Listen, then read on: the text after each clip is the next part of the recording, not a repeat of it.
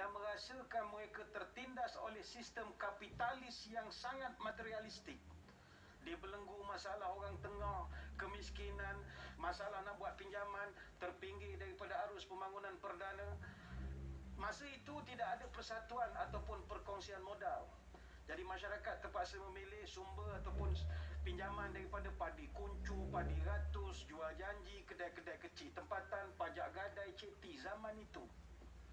Maka koperasi ditubuhkan dengan keringat dan air mata atas kesedaran masyarakat untuk muafakat kerjasama saling tolong-menolong sesama kita.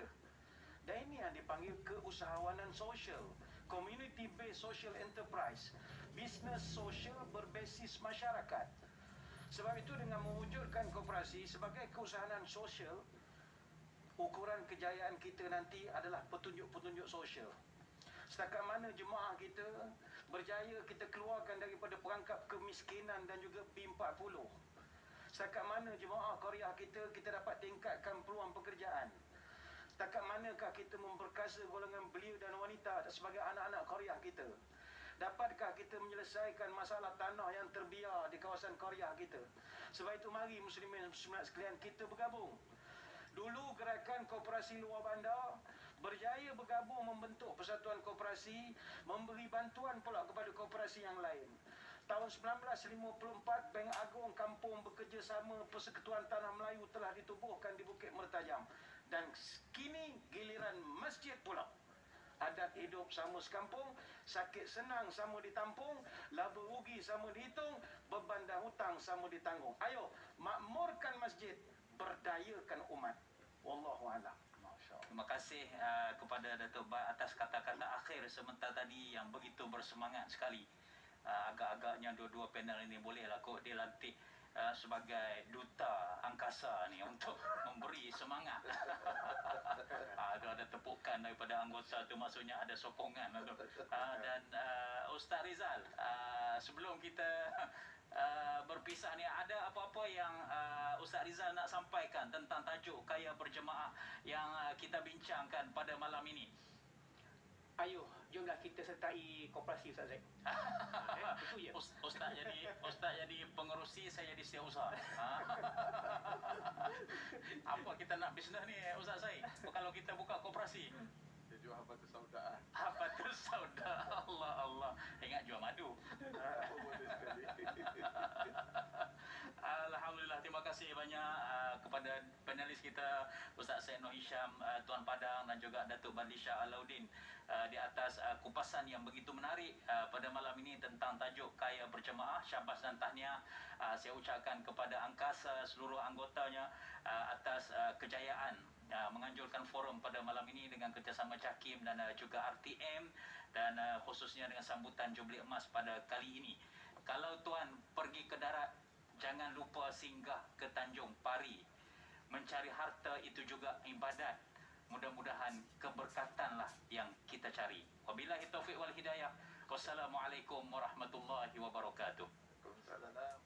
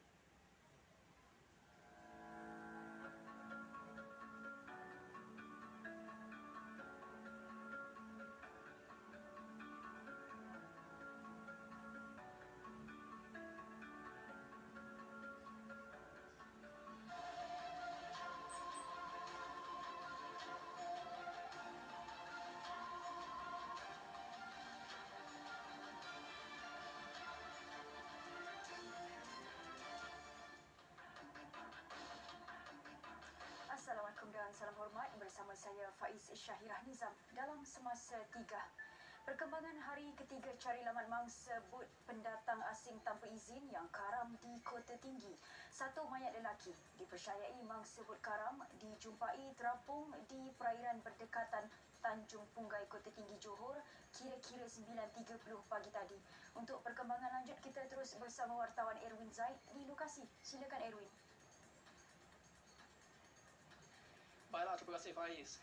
Saya kini berada di JT Lembaga Kemajuan Ikan Malaysia LKIM di Sungai Musuh, Kota Tinggi bagi membawakan perkembangan terkini tragedi bot pendatang asing tanpa izin Pati Karam. Setakat 3 petang, satu mayat lelaki dipercayai mangsa bot karam dijumpai terapung di perairan berdekatan Tanjung Punggai, Kota Tinggi kira-kira 9.30 pagi tadi dan mangsa ditemui lengkap berpakaian dibawa naik ke JT pada pukul 12.30 tengah hari tadi. Dan Timbalan Pengarah Operasi Agensi Penguatkuasaan Maritim Malaysia, Johor, Kapten Maritim Simon Templer Lotusa berkata, mayat dijumpai nelayan di kedudukan 5 batu nautika daripada lokasi bot karam. Sebelum anggota pasukan polis marin membawa mayat ke JT berkenaan. Dan berdasarkan pemerhatian, mayat sudah berada di perairan selama lebih 2 hari. Mayat dibawa ke rumah mayat untuk proses pengecaman dan pengenalpastian. Dalam pada itu, beliau turut maklumkan salah seorang parti lelaki yang terselamat pada kejadian 2 hari lalu meninggal dunia pagi tadi. Ini menjadikan mangsa yang maut kini 21 orang manakala 13 terselamat. Baiklah, sekian saja laporan saya dari Sungai Musuh, Kota Tinggi. Kembali semula kepada Faiz. Silakan Faiz. Baik, terima kasih Erwin untuk perkembangannya. Bermula awal pagi tadi, petugas Suruhanjaya Pilihan Raya mula membuat persiapan untuk hari pengundian bagi Pilihan Raya Dewan Undangan Negeri Sarawak ke-12 esok. Kita bersama Muhammad Al-Hadi Syamsawi yang kini berada di Terminal Bot Express Sibu untuk perinciannya. Teruskan Hadi. Terima kasih rakan penyampai di Angkasa Puri. Assalamualaikum, salam sejahtera. Proses pengundian untuk PRU DUN Sarawak yang ke-12 akan berlangsung esok dan kini persediaan rancak dilakukan untuk menghantar peti-peti undi terutama ke tempat-tempat di luar bandar. Dan hari ini kami bersama dengan Encik Suhaili Muhammad yang merupakan pegawai pengurus pilihan raya untuk DUN L53 Bawang Asan untuk memperincikan mengenai persediaan yang sedang dan akan dilaksanakan untuk menghadapi hari pengundian esok. Terima kasih kerana bersama kami petang ini, Tuan. Ya, terima kasih, Tuan. Jadi, Tuan, bagaimana persediaan untuk menghantar peti undi setakat ini? Setakat petang ini, kita telah mengeluarkan sebanyak 7 peti undi yang komplit dengan dokumen sekali, termasuk kertas undi sekali, untuk 7 pasukan yang akan bertolak ke kawasan pemilihan bahagian Rasau, Sungai Rasau, iaitu ada 5 pusat mengundi dan 7 saluran. Dengan anggota dia 82 petugas PKR dengan jumlah pengundi dia 8,243 orang. Jadi, Tuan, untuk DUN Bawang Asan sendiri, berapa banyak pusat pengundian akan dibuka esok? Esok kita akan buka sebenarnya dalam 25 pusat mengundi dan 53 saluran. Sebelum ini kita telah membuka undi pos satu dan undi pos akan tutup pada esok juga pukul 5 petang. Dan pada 14 bulan lepas, undi awal telah dijalankan di Balai Polis Sungai Merah untuk kawasan N53 Bawang Asan. Jadi, Tuan, difahamkan esok akan ada pusat pengundi yang akan ditutup awal. Boleh Tuan jelaskan sedikit mengenai perkara ini? Ada sebuah yang paling awal untuk N53 Bawang Asan, iaitu di sebuah sekolah rendah dengan jumlah pengundi cuma 300 orang yang mendaftar. Jadi masa penutupan dia adalah pukul 11 pagi. Dan selepas itu dia boleh terus buat perkiraan untuk penjumlahan undi di sekolah tu sebelum menghantar terus ke pusat penjumlahan undi di Dewan Suara Sibu pada esoknya.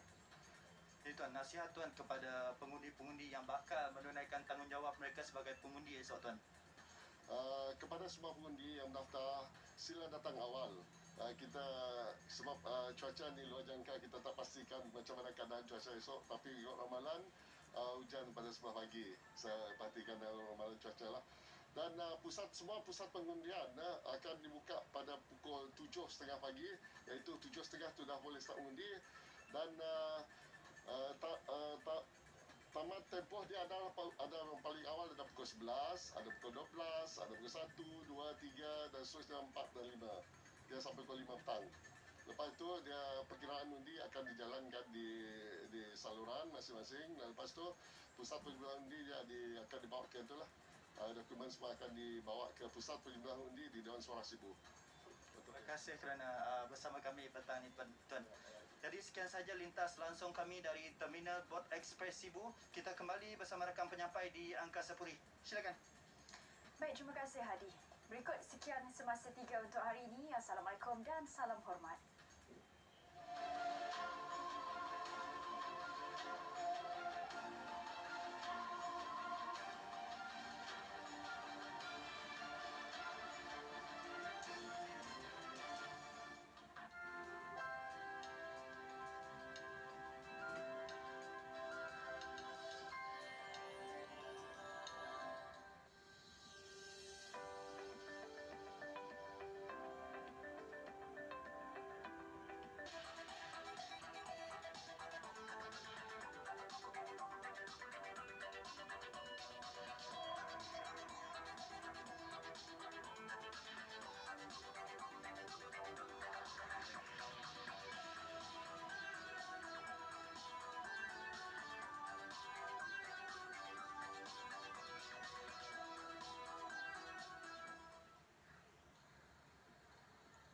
Dalam rancangan Malaysia ke-12, kerajaan akan memberi tumpuan untuk melonjakkan pendigitalan dan teknologi termaju.